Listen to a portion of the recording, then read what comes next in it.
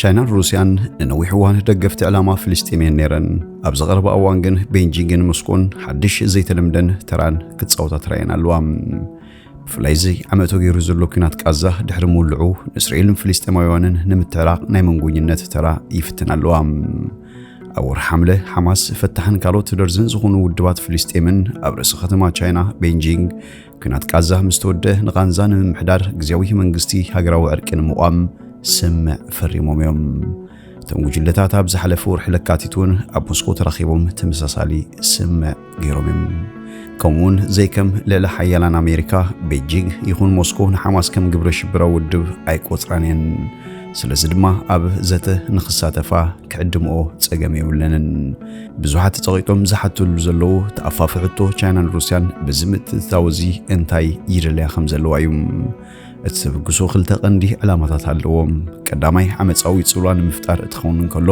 እቲ ካልኣይ ድማ ፅልዋ ኣሜሪካን ምዕራብን ንምምካት እዩ ኣብ 1949 ዘመናዊት ህዝባዊት ሪፐብሊክ ቻይና ካብ እቲ ምስረታት ሒዛም እዛ ገዘፍቲ ኤስያዊት ሓይሊ ወትሩ ምስ ጉዳይ ፍልስጤም እያ ተንደናገፅ ነይራ ማኦ ዜዶንግ ንእስራኤል ልክዕ ከም ታይዋን ከም መሰረት ምዕባራዊ ሃፀይነትን ነቶም አንጻር ዋሽንግተን ወገናት ንምቁፅጻር ዝተመስረተት ገይሩ እዩ ዝርያ ተመራማሪ ቻትም ሃውስ ኣሕመድ ኣቡዳህ እዛ ፀረ ምዕራብን ፀረ ምግዛእታውን ትረኻ እትስጉም ቻይና ኣብ ናይ ፍልስጤማውያን ስቃይ ናይ ገዛእ ርእሳ ተመክሮ ከም ዝረኣየት ሙንዶ ይገልጽ እቲ ኣብ መላእ ዓለምን ንዝካየድ ዝነበረ ሓርነታዊ ምንቅስቃሳት ዝድግፍ ዝነበረ ማኦ ናብ ውድብ ሓርነት ፍልስጤም PLO ኣጽዋር ሰዲድ እዩ እዚ ኸኣ ኣብ ኣተሓሳስቡ ሰፊሕ ጽልዋ ኣሕዲር እዩ ፖሊሲ ወፃኢ ቻይና ግን ዴንግ ዘቆፒንግ ኣብ 1978 ናብ ስልጣን ምስ መፀ ሃብታም ምዃን ክብሪ እዩ ብዝብል ጭርሑ ተቐይሩ እዩ ቻይና ነቲ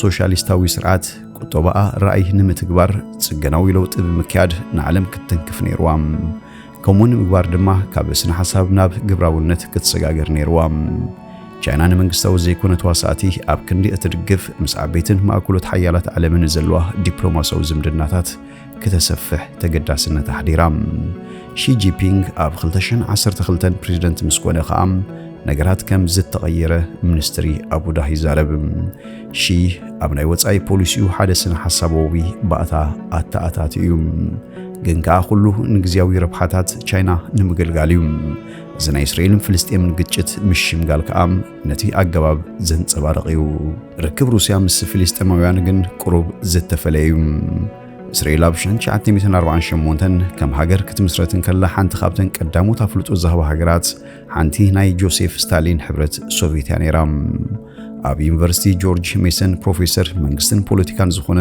ኤሜሪቱስ ማርክ ካቱዝ ኣብቲ እዋን እቲ እስራኤል ሶሻሊስታዊ ዝንባለ ዘለዋ ትመስል ነይራ ኩለን ጎረባብቲ ሃገራት ግን ገና ኣብ ትሕቲ ምግዛእቲ ኤውሮጳውያን ነይረን ክብል ሙንዶ ይዛረብ እንትኾነ እስራኤል ሶሻሊስታዊት ሃገር ኮይና ኣይወደአትን ኣብ መፋርቕ 1950ታት መራሒ ሶቪየት ነበር ኒኪታ ክሩቭቼቭ ምስ ሃገራውነት ዓረብ ተሰሊፎም ፕሮፌሰር ካትዝ ጉዳይ ፍልስጤምን ንሞስኮ ኣዝዩ ጠቃሚ እዩ ነይሩ ምክንያቱ ኣሜሪካ ንእስራኤል ክትድግፍን ከላ ሶቪየት ንፍልስጤማውያን ብምድጋፍ በሃገራት ዓረብ ተፈታውነት ነይርዋ ይብል ይኹን እምበር ጉዳይ ፍልስጤም ንብዙሓት ሃገራት ኣዕራብ ናይ መትከል ሕቶ ክኸውን ከሎ ንሞስኮ ግን ምቹእነት ጥራዩ ነይሩ እቲ ተግባር ብፍላይ ምስ ኣሜሪካ ኣብ ግጭት ከኣቱ ስለ ዝኽእል ይድግፍዋ ኣይነበሩን ስለ ዝኾነ ፈጺሞም ፀረ እስራኤል ኣይነበሩን ክብል ሚኒስትር ካታዝ ወሲኹ ይገልጽ ምስ ምፍራስ ሕብረት ሶቪየት ፀልኢ ሩስያ ኣብ ልዕሊ እስራኤል ክልስልስ ጀሚሮም ሩስያውያን ኣይሁድ ናብቲ ሃገር ንኸይከዱ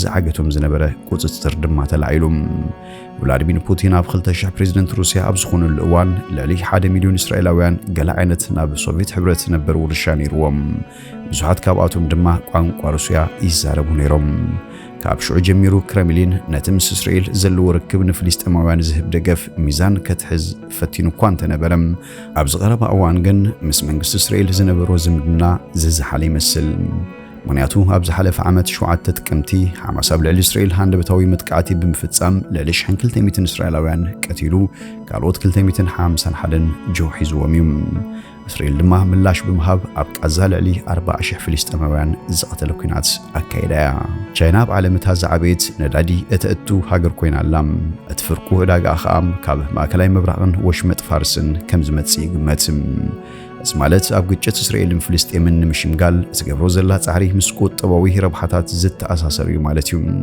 ክብል ኣብ ቻታም ሃውስ ተመራማሪ ኣሕመድ አቡዳህ ይገልጽ። እቲ መልሲ ግን ኣይፋልዩም። ብዙሓት ሃገራት ዓረብ ምስ እስራኤል ዘለውን ዝምድና ናብ ንቡር መሪሕንኦ ኣለዋ። ተንክሳብ ሕጂ ዝምድነን ዘይተዓራርያ ከም ሳዑዲ ዓረብ ዝኣመሰለ ሃገራት ከዓ ኩናት ጋዛ ምስ ዓረፈ ከምኡ ክገብራ ድልዋቴን። ቻይና ነዚ ጉዳይ ስለ ዝተረድአቶ ነዞም ክልተ ጉዳያት ኣይተኣሳሰረቱምን ይብል።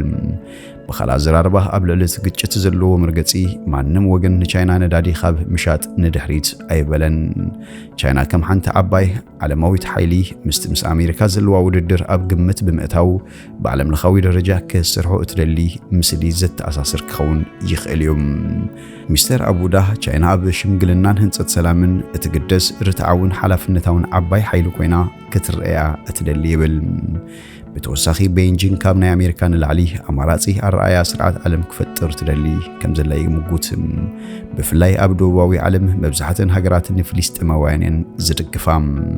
ቻይና ንፍልስጤማውያን ብኸመይ ከም እትጥርንፎም ወይ ነቲ ኣብ መንጎ ፍልስጤማውያንን እስራኤላውያንን ዘሎ ዝተሓላለኸ ግጭት ብኸመይ ከም እትፈትሖ ዝኾነ ኣመት የብላን ምበልኩም።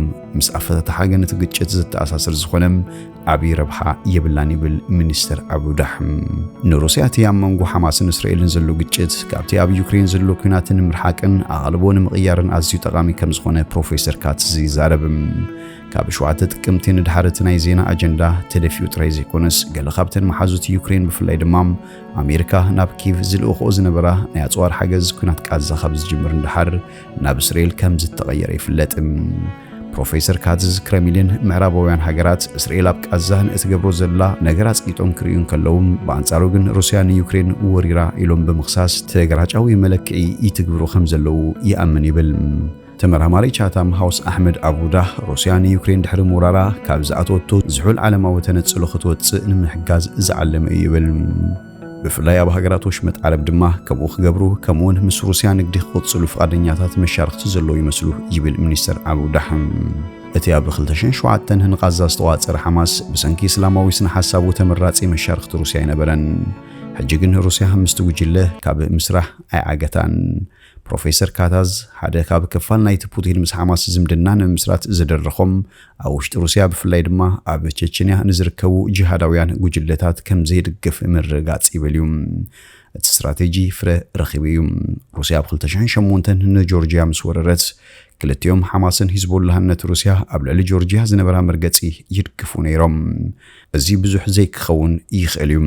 እዚ ማለት ከዓ ሓማስን ሂዝቦላህን ኣብ ውሽጢ ሩስያ እስላማዊ ንጥፈታት ኣካይዶም ኣይፈልጡን እዮም ክብል ይውስኽ ፕሮፌሰር ካትዝ። ኪላታት ፖለቲካን ተመራምርትን ግን ክሬምሊን ዋላ እኳ ምስ ሓማስ ርክብ ይሃልዋ እምበር እስራኤል ምስ ዩክሬን ተመሳሳሊ ርክብ ንኸይትገብር ነቲ ጉጅለ ዝኾነ ኣጽዋር ዝለኣኸትሉ ኣይትመስልን ይብል።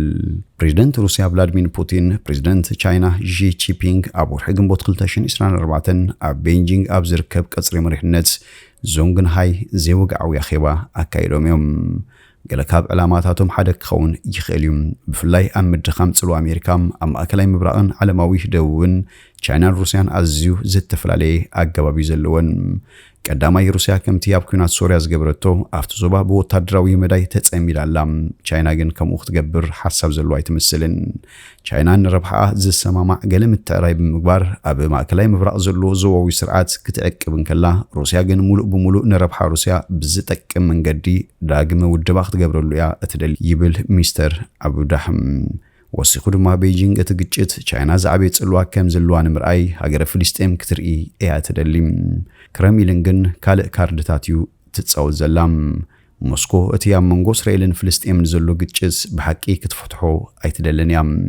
እንታይ ዳ ፍታሕ ከም እትደሊ ኣምሲላ እያ ክትረአ እትደሊ ይብል እቲ ሚኒስቴር። መቸም እቲ ግጭት መፍትሒ እንተተረኺቡ ክልቲኦም ወገናት ማለት እስራኤልን ፍልስጤምን ሩስያን ዝኾነ ይኹን ነገር ኣይተድልዮም እያ።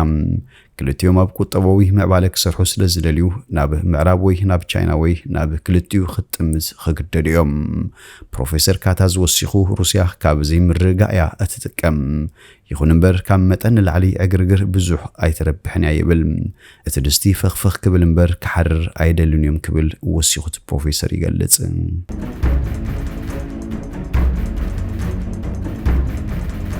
زي خبركم تخاتلتي نلو مزبلنا يوم السنادونا أبز ودينا لنا أبزا channel سابسكرايب بمقبار سدرانا نقطونو بخبر حتىكم ببزلنا يو سلام تمنخو